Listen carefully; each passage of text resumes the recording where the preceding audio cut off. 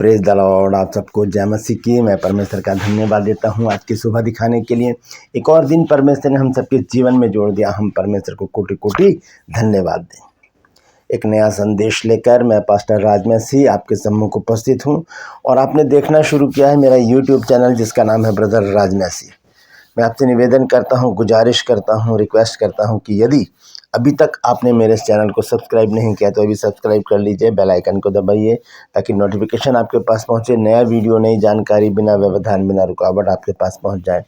मेरे वीडियोज़ को लाइक कीजिए और शेयर कीजिए और कमेंट्स बॉक्स में आकर मुझसे ज़रूर बातचीत कीजिए। Praise the Lord. आज का संदेश जो है वो प्रभु यीशु मसीह के रूपांतर के विषय में है। मत्ती रचित सुसमाचार 17 अध्याय जब हम पढ़ते हैं तो वहाँ लिखा है कि यीशु मसीह का रूपांतर हुआ, यानी कि उनका रूप बदल गया। वो एकदम से आत्मिक हो गए। ऐसा हो गया उनका चेहरा जैसे कि सफाक, बिल्कुल रोशनी रोशनी हो गई चारों तरफ। और वहाँ पर यीशु मसीह के चेले थे, पतरस भी था, यूहन्ना, याकूब।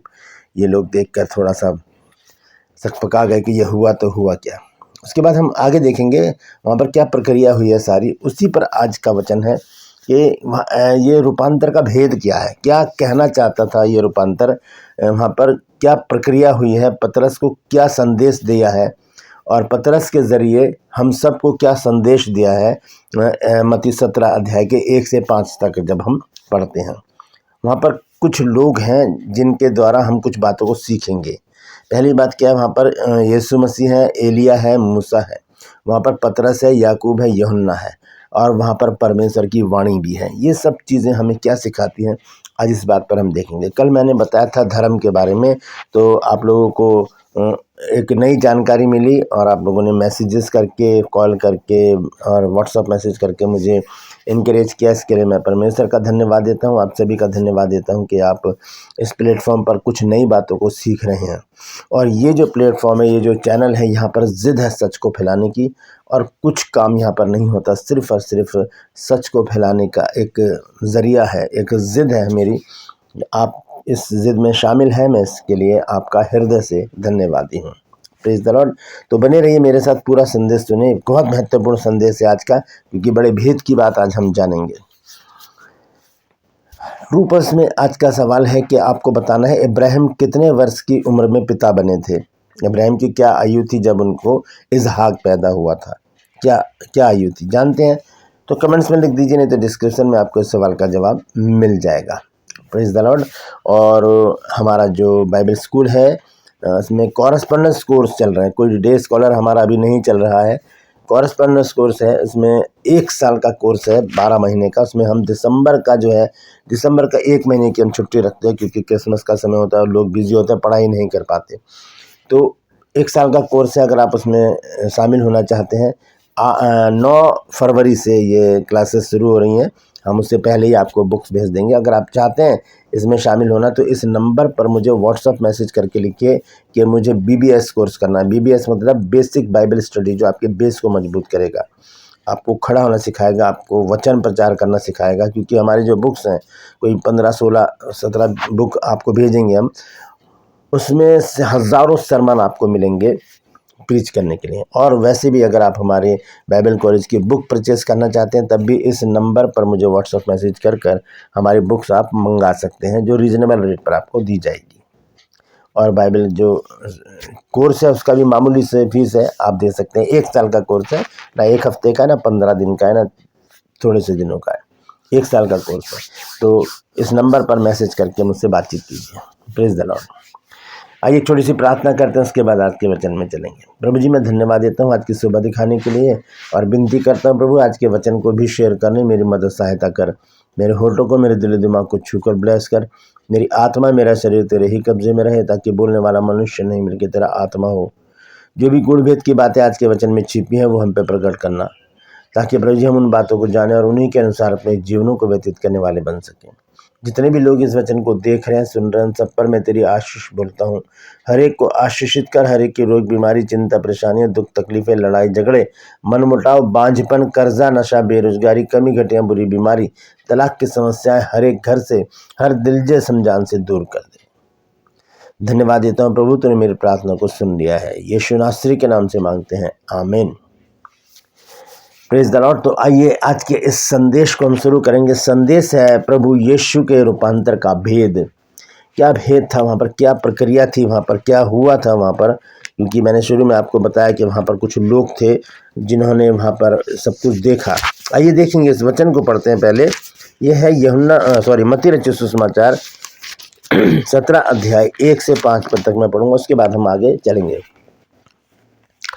देखा, 6 दिन के बाद यीशु ने पतरस और याकूब और उसके भाई यूहन्ना को साथ लिया और उन्हें एकांत में किसी ऊंचे पहाड़ पर ले गया। यहाँ पर 4 लोग हैं, पतरस, यूहन्ना, याकूब और यीशु मसीह उनको लेकर गए हैं पहाड़ी पर।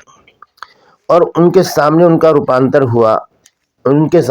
रूपांतर हुआ और उसका मुंह सूर्य की नाई चमका और उसका वस्त्र ज्योति की नाई उजला हो गया। ये रूपांतर हुआ, मतलब एक शफाफ, बिल्कुल ऐसे रोशनी हो गई जैसे कि मरकरी बल्ब बहुत सारे जल गए हों और खूब रोशनी हो गई। वहाँ पर लिखा है कि उसका चेहरा जो है सूरज की नाई चमकने लगा, यीशु मसीह का। और कपड़े भी जो थे वो बिल्कुल शफाफ सफ़ेद होकर ज्योति की नाई उजले हो गए। और लिखा है, और देखो मूसा और एलिया उसके साथ बातें करते हुए दिखाई दिए। अब यहाँ पर 2 व्यक्ति प्रकट होते हैं, मूसा और एलिया। इनका क्या भेद है, ये क्यों दिखाई देते हैं, इस पर हम आगे चर्चा करेंगे। 4 आयत में लिखा है, इस पर पतरस ने यीशु से कहा, हे प्रभु, हमारा यह रहना अच्छा है। इच्छा हो तो मैं यहाँ 3 मंडप बनाऊं, एक तेरे लिए, एक मूसा के लिए और एक एलिया के लिए। 3 मंडप बनाने की बात पतरस ने यीशु मसीह से कही है। वो बोल ही रहा था, अभी उसने अपनी इच्छा को जाहिर ही किया है, तभी आवाज़ आई है, एक आकाशवाणी हुई, यानी कि परमेश्वर का शब्द उस जगह पर गूंजा। क्योंकि वहाँ पर कोई नहीं है, ये 4 लोग हैं और 2 और आ गए, 6 लोग हैं, यीशु मसीह, मूसा, एलिया, पतरस, याकूब और यूहन्ना, ये 6 लोग वहाँ पर उपस्थित हैं।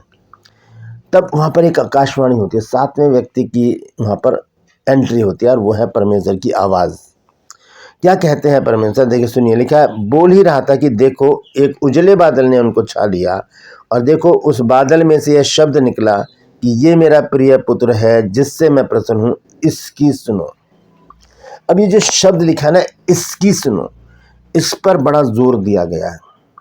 वहाँ पर एलिया भी है, वहाँ पर मूसा भी है। तो परमेश्वर का शब्द आता है कि ये मेरा प्रिय पुत्र है।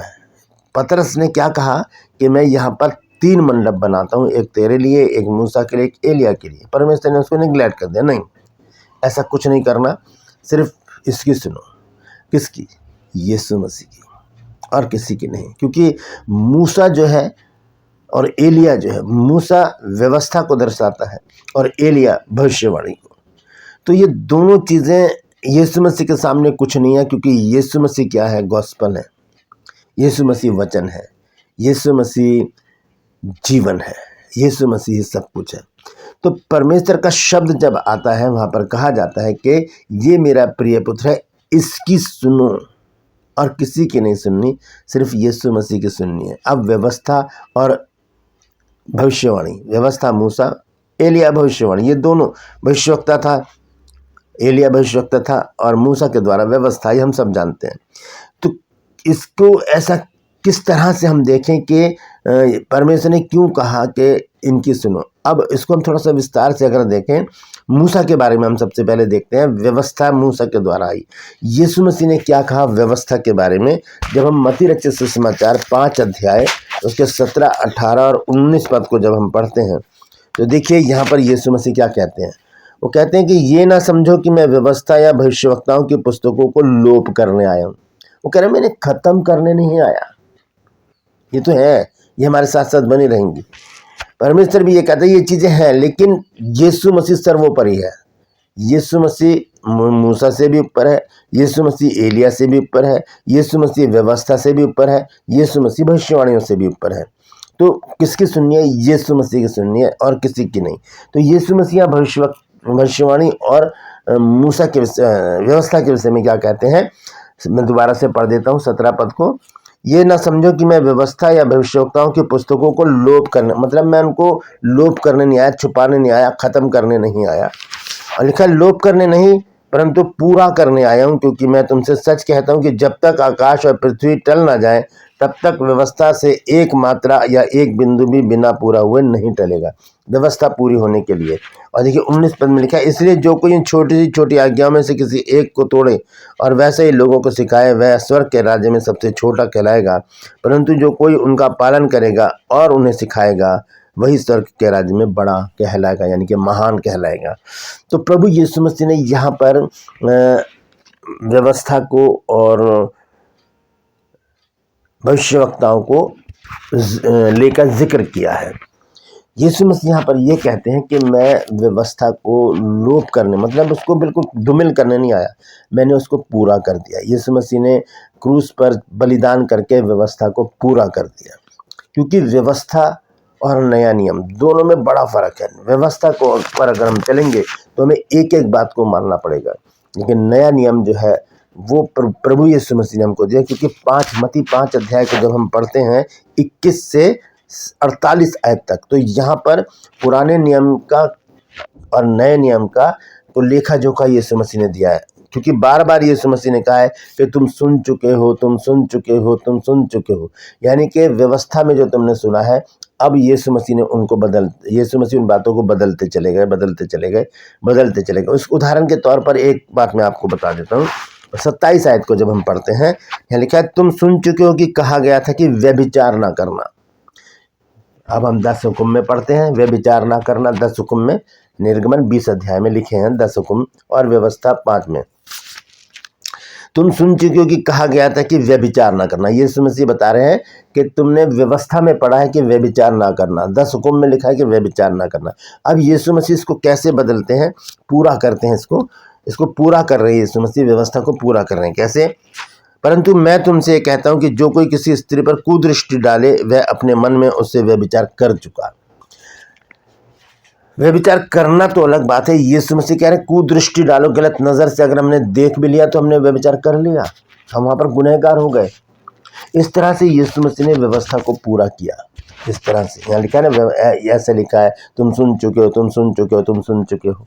तो इसका मतलब यीशु मसीह व्यवस्था को यहाँ पर बदल रहे हैं। यहाँ पर वो उसको अपनी नई व्यवस्था यहाँ पर लेकर आते हैं। एक व्यवस्था से व्यवस्था को निकाल कर यीशु मसीह ने यहाँ पर हमारे सामने रख दिया है। पहली बात, गलातियों 3 अध्याय का 13 पद, संत पौलुस क्या कहते हैं व्यवस्था के बारे में और यीशु मसीह के बारे में। यहाँ लिखा है कि मसीह ने जो हमारे लिए श्रापित बना, हमें मोल लेकर व्यवस्था के श्राप से छुड़ाया। क्योंकि लिखा है जो कोई काठ पर चढ़ाया जाता है वो श्रापित है। यीशु मसीह ने इस तरह से व्यवस्था के श्राप से हमको छुड़ा लिया। क्योंकि व्यवस्था क्या कहती है, आँख के बदले आँख और दांत के बदले दांत, ये व्यवस्था है। लेकिन यीशु मसीह ने व्यवस्था को कंडम नहीं किया, पूरा कर डाला है। और उसके बाद आती है बारी भविष्यवाणी की। उसके लिए भी हम देखेंगे मत्ती 5 अध्याय के 16, 17, 18 पद जो हमने पढ़ा है, वहाँ पर भविष्यवाणी की जिक्र किया गया। लेकिन हम संत पौलुस को देखेंगे, संत पौलुस इस विषय में भविष्यवाणी के विषय में क्या कहते हैं। जब हम पढ़ते हैं 1 कुरिन्थियों 13 अध्याय, जहाँ पर प्रेम की परिभाषा संत पौलुस ने बताई है, तो देखेंगे उसका हम 8, 9 और 10 पद। लिखा है कि प्रेम कभी टलता नहीं, भविष्यवाणियाँ हो तो समाप्त हो जाएंगी। यहाँ पर साफ लिखा, भविष्यवाणी हो तो समाप्त हो जाएंगी, भाषाएं हो तो जाती रहेंगी, ज्ञान हो तो मिट जाएगा। क्योंकि हमारा ज्ञान अधूरा है और हमारी भविष्यवाणी अधूरी। परंतु जब सर्वसिद्ध आएगा, यानी कि जब प्रभु यीशु मसीह आएंगे, तो अधूरा मिट जाएगा। ये सारी अधूरी भविष्यवाणी वगैरह ये किसी काम की नहीं होंगी, क्योंकि सारी भविष्यवाणियाँ जो हुई हैं वो सब पूरी होती चली जा रही हैं, सारी प्रतिज्ञाएं पूरी होती चली जा रही हैं। लेकिन क्या रह गया है, आज्ञाएं रह गई हैं, उनको हमें मानने का प्रयास करना है। क्यों? क्योंकि परमेश्वर का जब शब्द आता है, वहाँ पर परमेश्वर कहते हैं पतरस से, क्या कहते हैं कि ये मेरा प्रिय पुत्र है, इसकी सुनो। न किसी मूसा की, न किसी व्यवस्था की, न किसी भविष्यवाणी की, इसकी सुनो, यीशु मसीह की सुनो। और यीशु मसीह के सुनने के लिए हमें 4 किताबों को देखना पड़ेगा, मत्ती, मरकुस, लूका, यूहन्ना और प्रेरितों के काम का 1 अध्याय। यीशु मसीह के सुनने के लिए हमें इन किताबों को पढ़ने की ज़रूरत है। तब हमें पता चलेगा कि यीशु मसीह ने हमारे लिए क्या क्या नहीं किया है। Praise the Lord. परमेश्वर इन वचनों के द्वारा हम सबको आशीष दे। यदि आज आपने कुछ नया सीखा है तो कमेंट्स में ज़रूर लिखिए, क्योंकि ये बड़े भेद की बात है। कि जब वहाँ पर मूसा और एलिया दिखाई दिए तो क्यों दिखाई दिए, क्योंकि हमें इन चीज़ों पर अब ध्यान नहीं देना, हमने अब सिद्धता की ओर आगे बढ़ना है और वो हमें लेकर जाएगी यीशु मसीह की शिक्षा, तभी हम आगे बढ़ सकते हैं। Praise the Lord. परमेश्वर इन वचनों के द्वारा हम सबको आशीष दें। 2+ मैथ का सवाल है, इब्राहिम कितने वर्ष की उम्र में पिता बने? जानते हैं तो कमेंट्स में लिख दीजिए, नहीं तो डिस्क्रिप्शन में आपके सवाल का जवाब मिल जाएगा। और अगर आप हमारे बाइबल स्कूल से 1 साल का कॉरेस्पॉन्डेंस यानी पत्राचार कोर्स करना चाहते हैं, BBS कोर्स है, बेसिक बाइबल स्टडी, तो इस नंबर पर मुझे व्हाट्सअप मैसेज करके लिखिए कि मुझे ये कोर्स करना है, BBS कोर्स करना है, तो पूरी जानकारी उसी समय आपको दे दी जाएगी। यदि अभी तक आपने मेरे इस चैनल को सब्सक्राइब नहीं किया तो अभी सब्सक्राइब कर लीजिए, बेल आइकन को दबाइए ताकि नोटिफिकेशन आपके पास पहुंचे, नया वीडियो, नई जानकारी बिना व्यवधान बिना रुकावट आपके पास पहुंच जाए। मेरे वीडियोस को लाइक कीजिए, शेयर कीजिए और कमेंट्स बॉक्स में आकर मुझसे ज़रूर बातचीत कीजिए। Praise the Lord.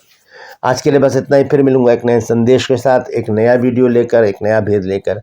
तब तक के लिए मुझे इजाज़त दीजिए, लेकिन अपना और अपनों का ख्याल रखिए और सिर्फ यीशु मसीह के सुनिए, वही हमें स्वर्ग राज्य तक पहुंचाएगा। Praise the Lord. परमेश्वर आप सबको आशीष दे।